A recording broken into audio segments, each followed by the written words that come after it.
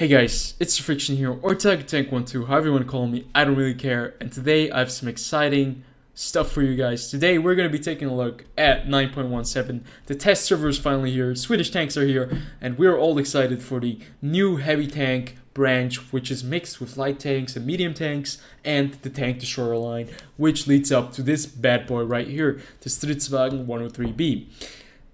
You guys are all excited for this vehicle, but today we're not going to be focusing on this tank. This tank is getting a separate video, as are almost all of the tanks. I'm not sure if I'm going to be covering all the light tanks, the smaller vehicles, but we're going to be covering almost all tank destroyers and the heavy tanks, the medium vehicles that are in the game now. The Swedish vehicle branch is very, very amazing. I can say that already. So today we're going to be focusing on the Kranvagn.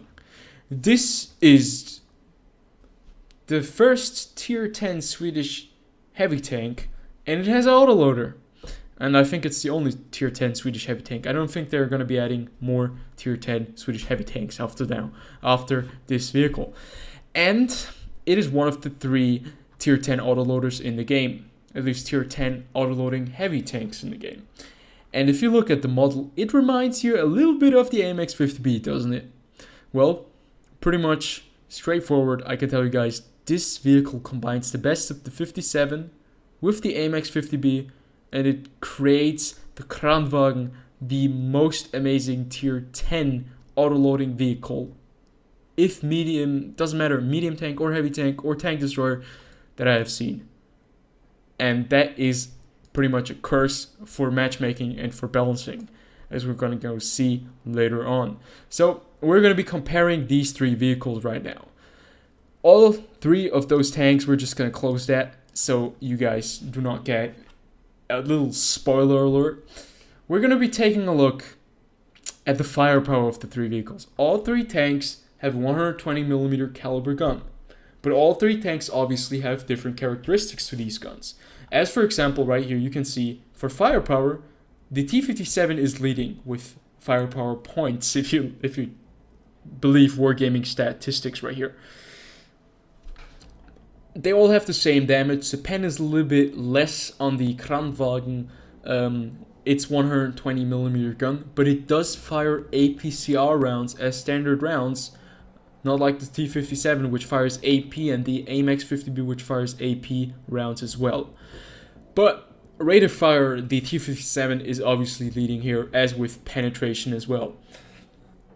But if we take a look down the firepower road, it doesn't look that amazing, except for one thing that really pops out, like gun depression and elevation angles. This tank has 12 degrees of gun depression.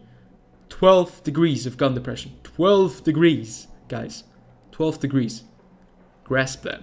You can pretty much hug any ridgeline, and you can hide with your turret, and you can just shoot at tanks that are down there who can't even shoot up at you, who don't have, like, I mean, if you look at the AMX 5120, that thing does not have enough elevation to shoot up at certain targets.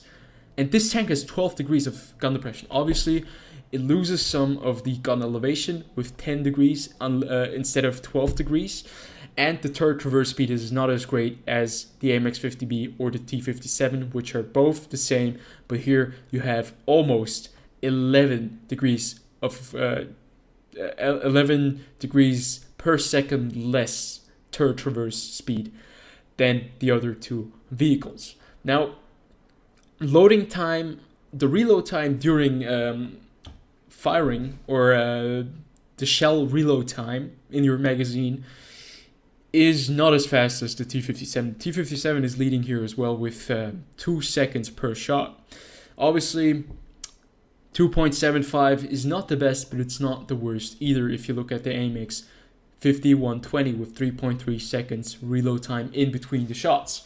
The aim time is very nice with 2.4 seconds, and the dispersion is a little bit worse than either the 50B or the 57. Now, obviously, the damage per minute is the highest on the T57 with 3,203 HP per minute, and the lowest with the AMX 50B.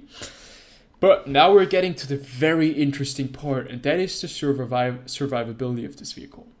Now, do not let these green numbers here confuse you, because this tank has 2000 HP, which is 250 HP less than the 57 and 100 HP less than the AMX 50B, but that does not matter. This tank has 110 millimeters of armor up at the frontal hull part and 70 millimeters on the side. That is the best 70 millimeters on the side on all three tanks.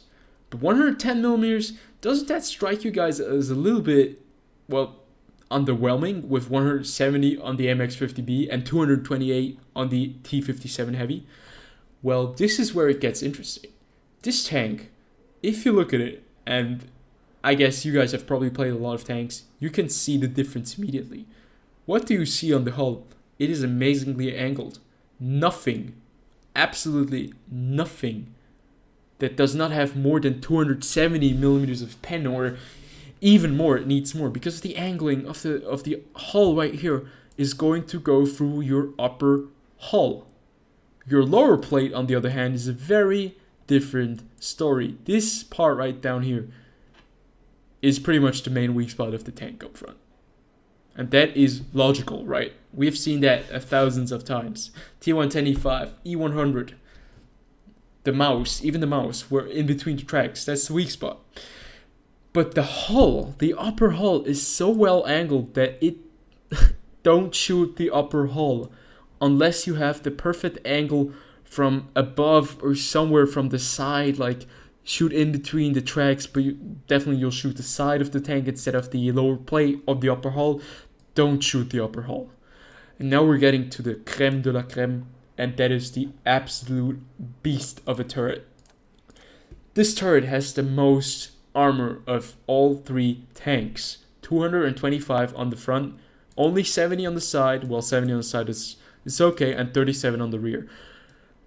This is an amazing turret with 12 degrees of gun depression, and with this 225 millimeters of armor on the turret, you'll be able to pretty much bounce anything that this game has to offer.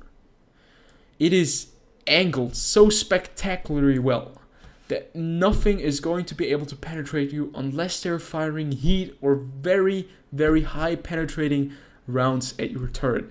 And I mean, if you look at this tank, there is pretty much no 90-degree or flat surface on the turret unless this little gun mantlet place right here. And I'm not sure if this is a weak spot or if it's pretty much the most armored part of the tank, because this turret is amazing. And with the 12 degrees of gun depression, you'll be able to do some serious work on freaking any hill or ditch you're out of. Does not matter. You'll be able to do so much damage with this tank in the right position. Even if you're not in the right position, if you can hide the lower plate, you're almost invincible to a lot of tanks. And that is the one thing that a lot of people are really concerned about, or at least I'm concerned about. This tank is so amazing that there's only a few ways to kill it, and that is artillery or by shooting its side armor when it's hiding its lower plate. And it's very similar to the E5, which has very similar characteristics. A very, well, not that weak lower plate, but it's a mediocre lower plate, very strong upper plate, and very strong turret. But it is not an autoloading tank. And one of the things that we'll be looking at right now is also, it does not have the same mobility as the Kranvagn. This tank has a mobility of a light or a medium tank. It has 60 kilometers top speed. That is almost as fast as the AMX 50B, and this tank has no armor. This tank weighs more, but has no armor. This vehicle weighs almost nothing if you compare it to other heavy tanks, 44.8 tons. And it has amazing engine power for this weight. And it gets all over the place with 60 kilometers per hour. Mobility-wise, this tank is amazing. So concealment, it also is a lot better concealed than all the other vehicles.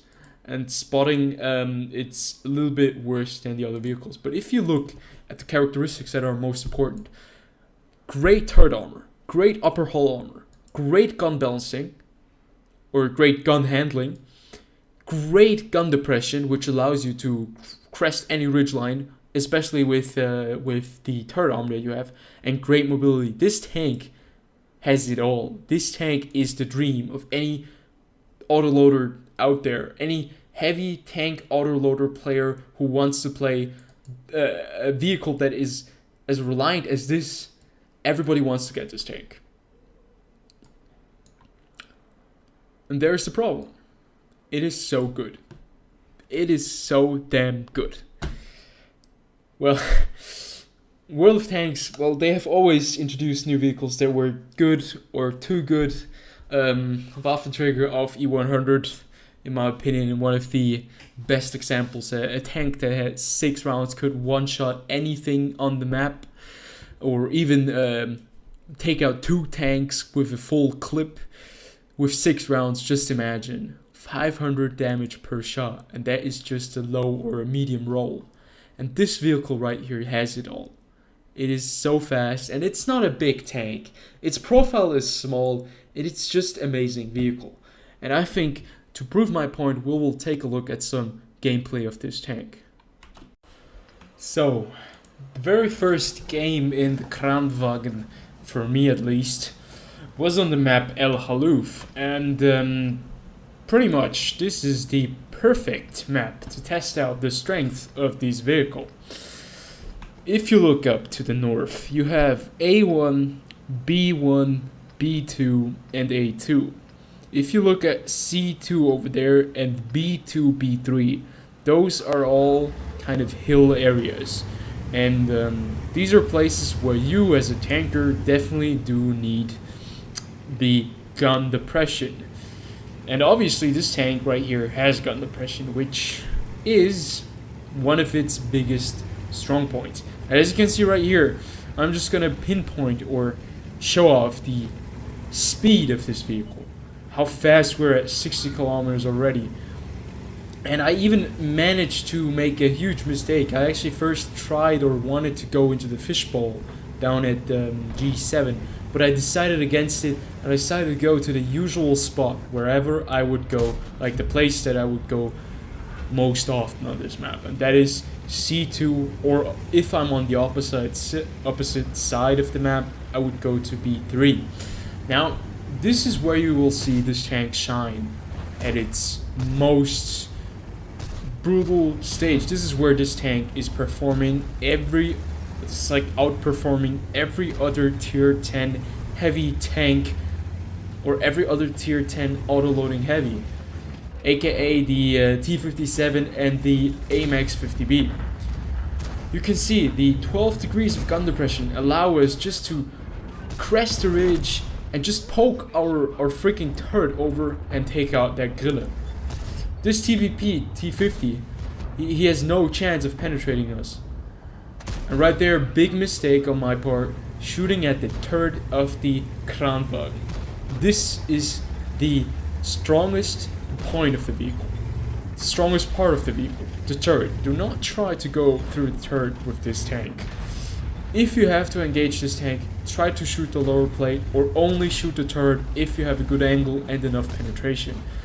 Because with 250 millimeters of pen, we are unable to go through there. And I tried it again because, I mean, flat. It looked kind of flat. So maybe if I was lucky, I'd go through there. But right now, here, I want to highlight the freaking gun depression. I'm gonna stop it real fast here. Pretty much all that is peeking out is our turret. Unfortunately, I do not have the mod where I can zoom out a little bit more. The E50, on the other hand, I'm just gonna see if there is a free camera. Unfortunately, I do not have the mod installed. The E100 on the other side can only see our turret, and it does not matter. With the E100, you cannot go through the frontal part of the turret. Maybe with high explosive anti-tank rounds, with heat rounds, you'll be able, but only if it's really flat. If I give you a very nice angle. Now, the main weak spots on this tank, on the turret, is obviously going to be the commander's hatches on top and the lower plate on the hull. As you can see right here, we're just very comfortably sitting here reloading, and a little bit excited because this tank was just that freaking awesome, at least for me. And you can see how the E100 just bounced off our turret. And this guy obviously is in a very bad position to deal with us. Now, Object 263 makes a really bold move and decides to actually pop out of cover and gets taken out very instantaneously. You have to remember though, like this is right here the weak spot of the Kranvagn. Lower plate is really vulnerable to fire from any tier 10 vehicle, tier 9 vehicle, or even tier 8 vehicles.